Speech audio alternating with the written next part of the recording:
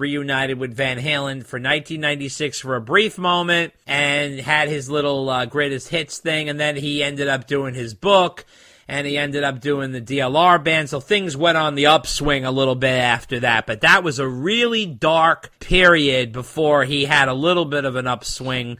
His career goes up and down, but then another dark moment was in 2006. Okay, so then after that, like I said, Van Halen does the greatest hits. He does the 2 songs with Van Halen. The reunion doesn't work out. Okay, he does his book, Crazy from the Heat. That's a national bestseller. Okay, great. He does the DLR band album. Okay, that was awesome. And he goes on tour with Bad Company, and he had to open for them. But okay. He started touring around, and he was with Bart at that point, and he's touring around. He was touring around with Brian Young and that band, and he does the Sam and Dave tour, and we'll do that on a whole other podcast, because Dave and I went to that show. Starts doing his own solo tour after that, and he did the Diamond Dave album.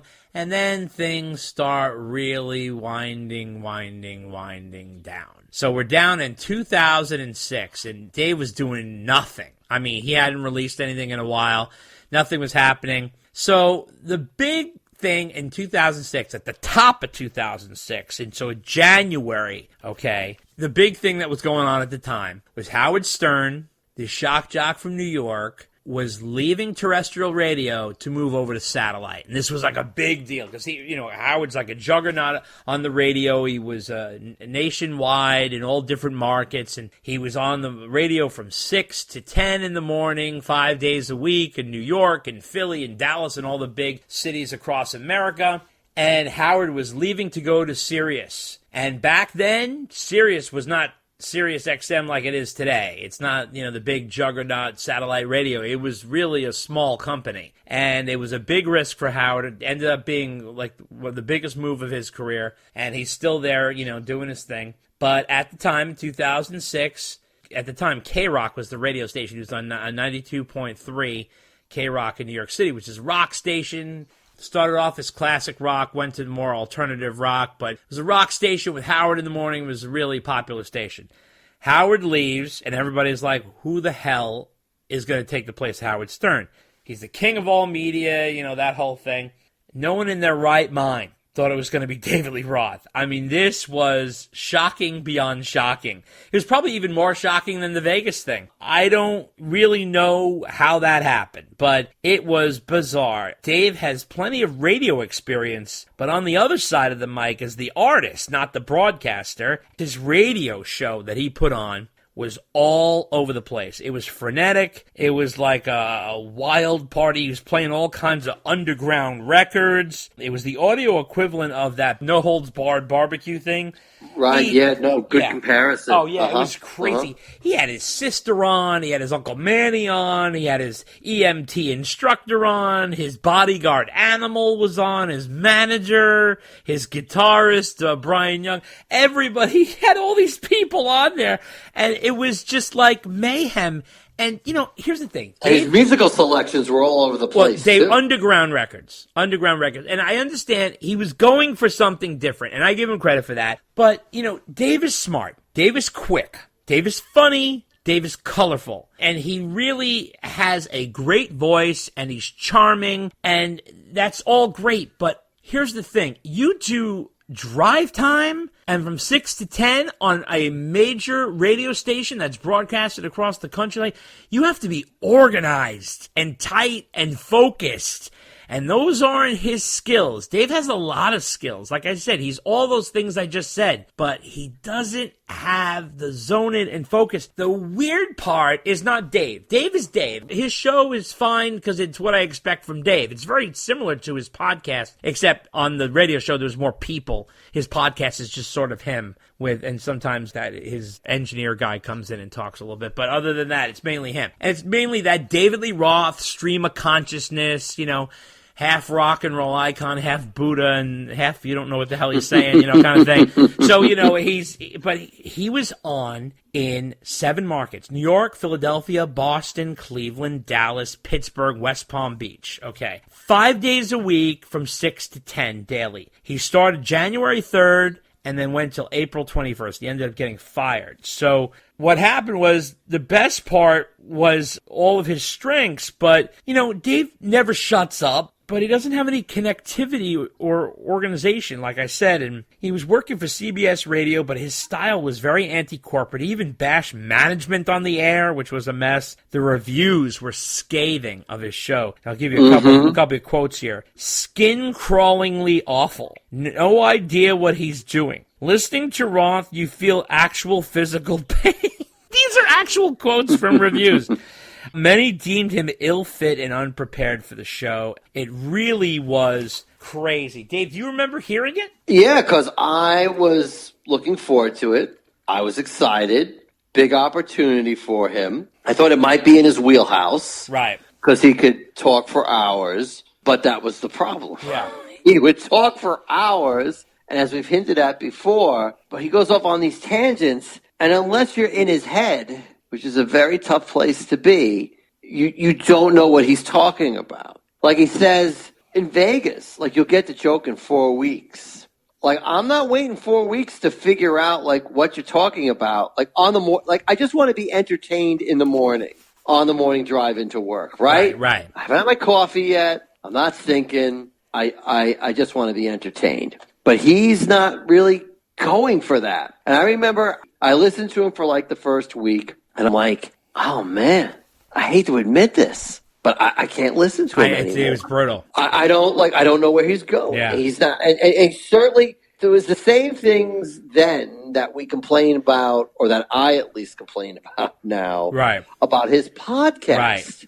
Yeah. He doesn't talk about music. No. He certainly doesn't talk about Van Halen. No. Or a solo career. Right. Or anything like that I would find really interesting from his perspective. Right. He talks about other things where I'm like, well, that's nice, but I honestly don't find any interest in that.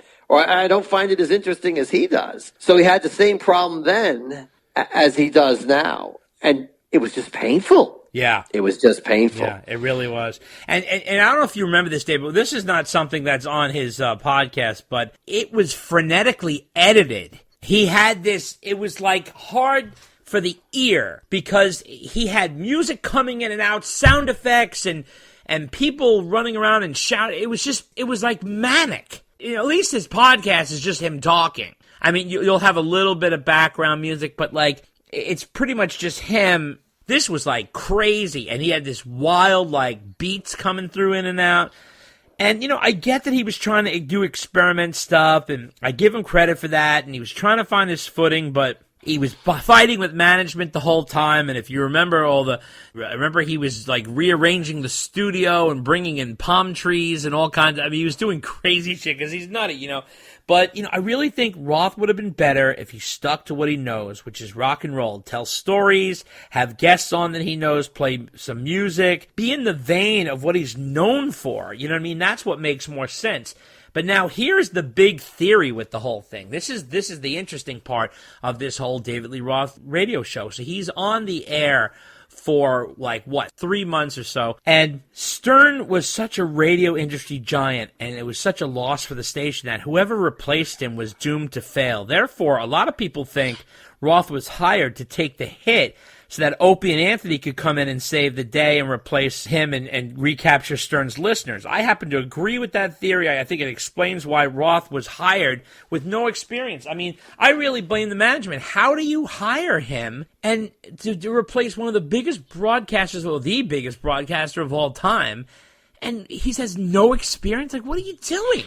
I mean, what the hell are you thinking? It was. Did he even have a co-host on the show? He sort of did. It was like, well, his sister would come on and sort of co-host a bit. No, but I'm talking about like a permanent, like a DJ on with him who had experience. It's hard no, not like that. He had like an entourage of people. Like I said, like his guitarist Brian Young was there sometimes, and his bodyguard Animal, or like he would refer to all these different people, but it wasn't like Robin, Quivers from Stern. Okay. It wasn't like that, no. So there was none of that. And, obviously, when you don't give Dave a saddle, he's just running buck wild. I mean, he's just all over the place. So, I just think that, he was kind of shooting from the hip to a little too much there, and that whole thing happened, and then it got even lower. So then that whole thing goes down. It ended up in a lawsuit, by the way. I think they settled out of court. So that's in the spring. He ends up, and then by June, a couple months later,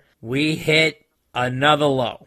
And this is all a year before the Van Halen reunion. Strummin' with the Devil, the southern side of Van Halen, was released June 6, 2006. Now, there's nothing wrong with this album. It's a tribute album to Van Halen, country style. No problem. I think that's fine. And I actually like the album. I happen to like country music and stuff like that. I think it's pretty inventive the way they did it. That's fine. Right. Well, it wasn't so much country. Yeah, what would you call it? As it was bluegrass. Bluegrass. Right. Yeah, it's bluegrass. Yeah, bluegrass in that vein. So you're right. It's more bluegrass. This is not for everyone, but if you like that kind of thing, it's fun. It's a fun listen. There's nothing wrong with it. They're reinterpreting, performing it with great precision. Incredible musicians, by the way. Really. Yes, I mean it was interesting. Yeah, it was interesting yeah. to hear. Okay, but here's the problem. You don't appear on your own tribute album. I mean, you let them pay tribute to you. You don't appear on there. So Dave went on and recorded with them a bluegrass version of Jump and a bluegrass version of Jamie's Crying. And, I don't think either recording is bad. I just think it's just not what he should have been doing. It really was just really lowering him on the rung, and it seemed very thirsty to me. Like, you know what I mean? He appeared on Late Night with Craig Ferguson, performing with them, and The Tonight Show with Jay Leno again, and it was just, I don't know, I felt so bad for him. The way he's like sitting there with, oh my God, he used to be on stage next to Eddie Van Halen rocking the house, and now he's like waiting for the fiddle solo. I mean, it's just a little bizarre. So he did, like I said, he did Jump, and Dave does a great job here. Get up, and nothing gets me down. You got it tough. Oh, I've seen the toughest around, and I know, baby, just how you feel. You got to roll with the punches, get to what's real. Can't you see me sitting here? I got my back against a wrecking machine. I ain't the worst that you've seen. Can't you see what I mean? Might as well jump. Might as well jump. Go ahead and jump. Might as well jump. But the question is, why is he doing it? It's sort of a quandary. He's on the original recording, which is a classic, and he lent his voice here, but the musicianship is outstanding, and it's acoustic guitar work with fiddle playing, and fiddle playing subbing in for the keyboard part, and there's some guitar work, acoustic guitar work. I think it would have been better served as a reinterpretation by a country artist or a bluegrass artist. Dave sings it with the same energy that he sings the original version. I thought that was a little off. What did you think of the Jump version, Dave? It was an interesting version of the song, like the whole album is. Right. And it got Dave quite a bit of FaceTime on the late night TV shows. Yeah.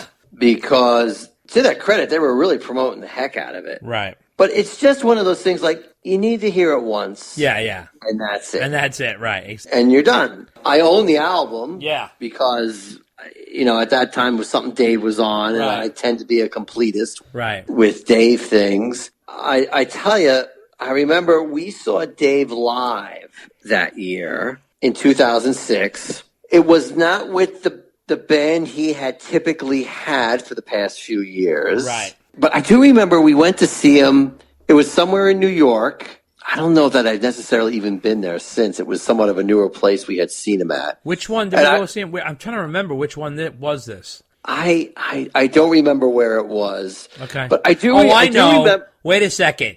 Wasn't it at the Best Buy theater? I think you're right. Which is right in Times Square, which is now... It was in Times Square. It's always called something else because it's a corporate theater that changes the name all the time. At the time, I think it was the Best Buy Theater, which is like right in Times Square, yeah. Okay. And I do remember the show was good. Right. He was on a roll. Like he was banging out Van Halen after Van Halen song. Right. You know, something like 10 in a row, and he was, pardon the pun, on fire.